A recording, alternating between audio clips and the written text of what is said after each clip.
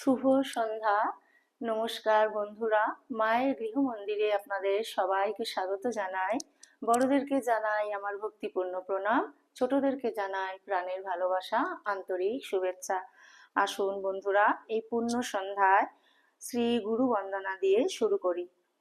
গুরুর ব্রহ্মা গুরুর বিষ্ণু গুরুর্দেব মহেশ্বর গুরুরেব পরম ব্রহ্ম তস্मै শ্রী গুরবে নমঃ। অখণ্ডমণ্ডলাকারं ব্যক্तं যেন চরাচরं তৎপদং দর্শিतं येन তস্मै শ্রী গুরবে নমঃ। অজ্ঞানতিমিরান্ধস্য জ্ঞানাঞ্জনশলাকয়া চক্ষুরুন্মিলিतं येन তস্मै শ্রী গুরবে নমঃ।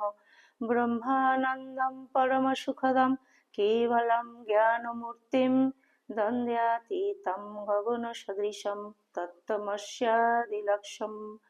एकं नित्यं विमलमचलं सर्वाधिसाक्षिभूतं भावातीतं त्रिगुणरहितं सद्गुरुं त्वं नमामि, सद्गुरुं त्वं नमामि, सद्गुरुं त्वं नमामि। জয় গুরুদেব। গুরু পরম্পরায় সকল পূজ্যপদ সদ্গুরুর শ্রীপাদ পদ্মে পূর্ণ সন্ধ্যায় আমার অনন্ত আভূমি লুণ্ঠিত প্রণাম, অন্তরের অন্তঃস্থলের ভালোবাসা, শ্রদ্ধাঞ্জলি, ভক্তি পুষ্পাঞ্জলি অর্পণ করিয়া আজকে কথামৃত পাঠ প্রবেশ করছি। বন্ধুরা, শ্রীম কথিত শ্রী শ্রী রামকৃষ্ণ কথামৃত প্রথম খণ্ড পবিত্র গ্রন্থখানি থেকে আজকে আমি 1883 খ্রিস্টাব্দের জুন মাসে পঞ্চদশ পরিচ্ছেদ সাধনার প্রয়োজন, গুরুবাক্যে বিশ্বাস, ব্যাসের বিশ্বাস, এই অংশ থেকে পাঠ শুরু করছি। প্লিজ বন্ধুরা, আপনারা শেষ অবধি মায়ের গৃহমন্দিরের সঙ্গে থাকবেন। তব কথামৃতম তপ্ত জীবনম কবিবিরীড়িতম কলমুষাপহম শ্রবণমঙ্গলম শ্রীমদাততম ভুবি গৃণন্তি ये ভূরিদা জনঃ। শ্রীরামকৃষ্ণ: সাধন বড় দরকার, তবে হবে না কেন? ঠিক বিশ্বাস যদি হয় তাহলে আর বেশি খাটতে হয় না। গুরুবাক্যে বিশ্বাস। ব্যাসদেব যমুনা পার হবেন, গোপীরা এসে উপস্থিত, গোপীরাও পার হবে, কিন্তু খেয়া মিলছে না। গোপীরা বললে, ঠাকুর এখন কি হবে?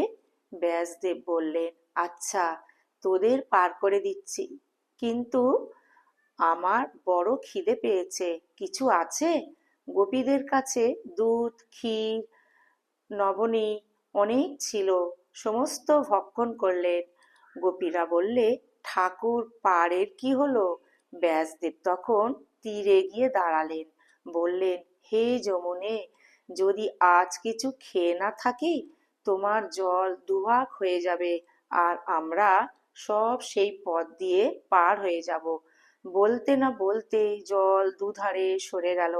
গোপীরা অবাক, ভাবতে লাগলো, উনি এইমাত্র এত খেলেন, আবার বলছেন যদি আমি কিছু খেয়ে না থাকি। এই দৃঢ় বিশ্বাস, আমি না, হৃদয়ের মধ্যে নারায়ণ, তিনি খেয়েছেন। শঙ্করাচার্য এদিকে ব্রহ্মজ্ঞানী, আবার প্রথম প্রথম ভেদ বুদ্ধিও ছিল, তেমন বিশ্বাস ছিল না। চণ্ডাল মাংসের ভার লয়ে আসছে, উনি গঙ্গা স্নান করে উঠেছেন, চণ্ডালের গায়ে গা লেগে গেছে, বলে উঠলেন, এই তুই আমায় ছুলি? চণ্ডাল বললে, ঠাকুর তুমিও আমায় ছোঁও নাই, আমিও তোমায় ছুঁই নাই। যিনি শুদ্ধ আত্মা তিনি শরীর নন, পঞ্চভূত নন, চতুর্বিংশতি তত্ত্ব নন। তখন শঙ্করের জ্ঞান হয়ে গেল। জড় ভরত রাজা রাহুগণের পালকি বহিতে বহিতে যখন আত্মজ্ঞানের কথা বলতে লাগলো, রাজা পালকি থেকে নিচে এসে বললে, তুমি কে গো? জড় ভরত বললেন, আমি নেতি নেতি শুদ্ধ আত্মা, একেবারে ঠিক বিশ্বাস, আমি শুদ্ধ আত্মা। ঠাকুর শ্রীরামকৃষ্ণ ও যোগতত্ত্ব, জ্ঞানযোগ ও ভক্তিযোগ, আমি শুদ্ধ আত্মা। এটি জ্ঞানীদের মতো, ভক্তেরা বলে এসব ভগবানের ঐশ্বর্য। ঐশ্বর্য না থাকলে ধনীকে কে জানতে পারত? তবে সাধকের ভক্তি দেখে তিনি যখন বলবেন আমিও যা তুইও তা, তখন এক কথা। রাজা বসে আছেন, খানসামা যদি রাজার আসনে গিয়ে বসে আর বলে রাজা তুমিও যা আমিও তা, লোকে পাগল বলবে। তবে খানসামার সেবাতে সন্তুষ্ট হয়ে রাজা একদিন বলেন ওরে তুই আমার কাছে বস, ওতে দোষ নাই, তুইও যা আমিও তা। তখন যদি সে গিয়ে বসে তাতে দোষ হয় না। সামান্য জীবেরা যদি বলে আমি সেই, সেটা ভালো না।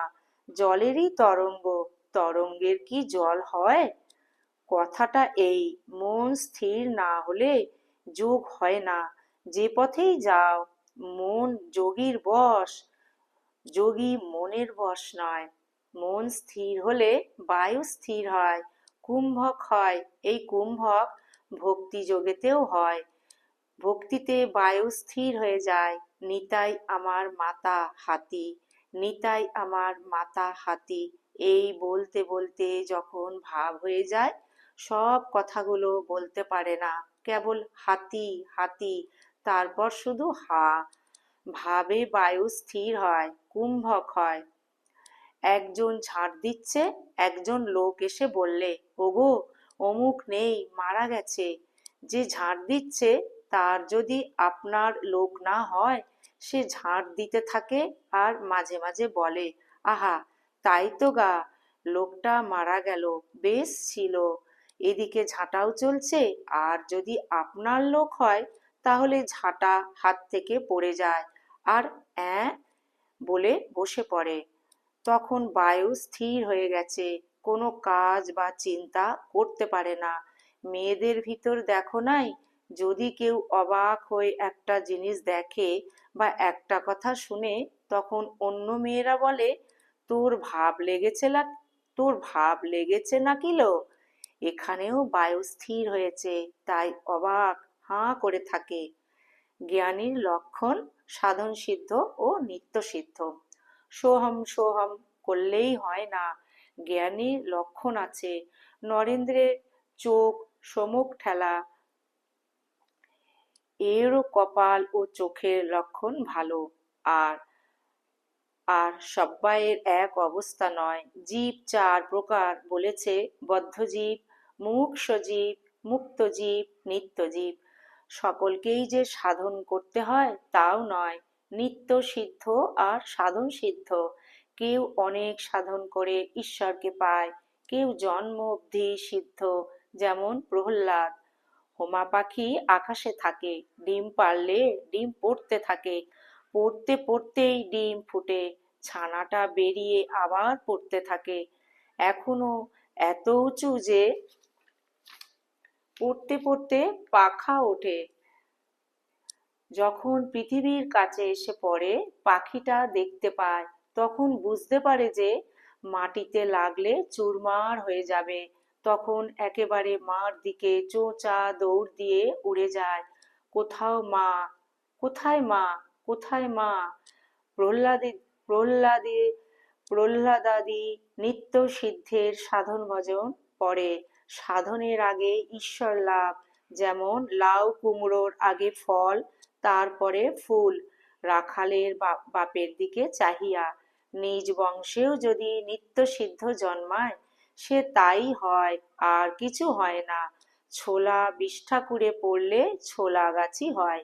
শক্তি বিশেষ ও বিদ্যাসাগর, শুধু পাণ্ডিত্য। তিনি কারুকে বেশি শক্তি, কারুকে কম শক্তি দিয়েছেন।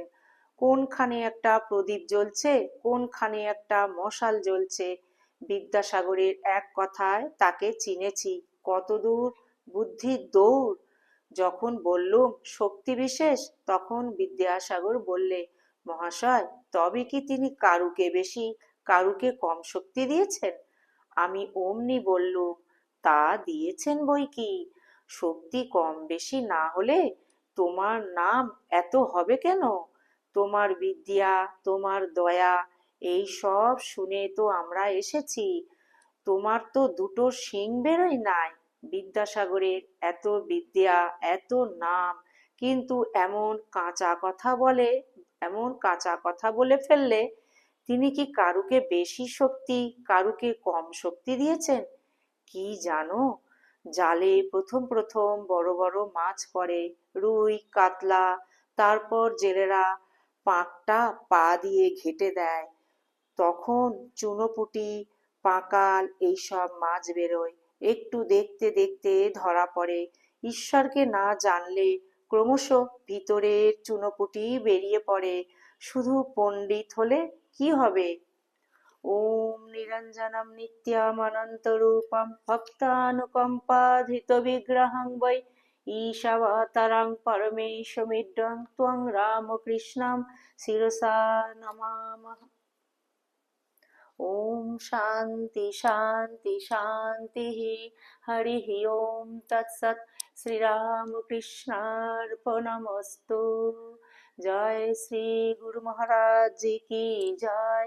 জয় মহামায় কি জয়। জয় স্বামীজি মহারাজ জি কি জয়। জয় শ্রী শ্রী কথামৃতকার শ্রী মাস্টার মহাশয় শ্রীম কি জয়। জয় গঙ্গা মায় কি জয়। বন্ধুরা, পূর্ণ সন্ধ্যায় শ্রীমকথিত শ্রী শ্রী রামকৃষ্ণ কথামৃত আজ এই পর্যন্ত। আসুন আমরা প্রভুর শ্রীপাদ পদ্মে আমরা সমবেত প্রার্থনা জানাই। প্রভু যেন তার সকল সন্তানদের অশেষ কল্যাণ করেন, জগতের যেন অশেষ কল্যাণ করেন, তার সকল সন্তানকে প্রভু যেন ভালো রাখেন, সুস্থ রাখেন, আনন্দে রাখেন। তার অশেষ কৃপা, করুণা, দয়া, আশীর্বাদ তার সকল সন্তানদের উপর অঝোর ধারায় সদা সর্বদা বর্ষিত হোক, এই সমবেত প্রার্থনা করি। ঠাকুর যেন তার সকল সন্তানদের নিজ নিজ সাধন জীবন সদা সর্বদা সর্বত্র ঠাকুর যেন রক্ষা করেন, এই সমবেত প্রার্থনায় পূর্ণ সন্ধ্যায় শ্রী শ্রী ঠাকুরের শ্রীপাদ পদ্মে আমরা নিবেদন করলাম। বন্ধুরা, আপনারা ঠাকুরের অসীম কৃপায় খুব ভালো থাকবেন, সুস্থ থাকবেন, আনন্দে থাকবেন, সদা সর্বদা ঠাকুর কাছেই যেন আমরা মনটিকে ফেলে রাখতে পারি। আপনাদের সকলে সর্বাঙ্গীন মঙ্গল কামনা করে আমি আজকে কথামৃতের এই ভিডিওটি এখানেই পরিসমাপ্তি করছি। গুরুদেব ঠাকুর মা স্বামীজিকে শুভরাত্রি জানিয়ে বন্ধুরা আপনাদের সবাইকে শুভরাত্রি জানাই। সবাই ভালো থাকবেন, সুস্থ থাকবেন, আনন্দে থাকবেন। আর এই নিত্য কথামৃত অনুধ্যান বন্ধুরা যদি আপনাদের ভালো লেগে থাকে, প্লিজ চ্যানেলটিকে আপনারা সাবস্ক্রাইব করে মায়ের গৃহ মন্দিরের সঙ্গে থাকবেন।